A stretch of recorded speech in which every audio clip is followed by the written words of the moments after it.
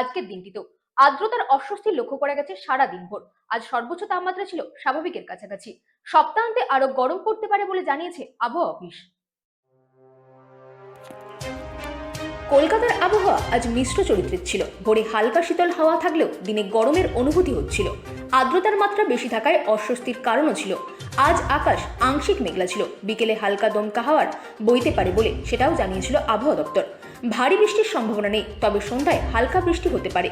তাপমাত্রা স্বাভাবিকের কাছাকাছি ছিল বলে জানিয়েছে আবহাওয়া দপ্তর। পর্যাপ্ত জল পান করুন এবং হালকা পোশাক পরুন। সর্দি কাশির প্রকোপ বাড়তে পারে, সতর্ক থাকুন। আগামী 24 ঘন্টায় আবহাওয়ার বড় কোনো পরিবর্তন নেই। সপ্তাহান্তে তাপমাত্রা আরও বাড়তে পারে বলে জানিয়েছে আবহাওয়া দপ্তর। শহরবাসীকে সতর্ক থেকে দিন কাটানোর পরামর্শ দেওয়া হচ্ছে। আবহাওয়া দপ্তরের পূর্বাভাস অনুযায়ী এখনই গরমের প্রস্তুতি নেওয়া বাঞ্ছনীয়। ব্যুরো রিপোর্ট, রাত দিন নিউজ নেটওয়ার্ক।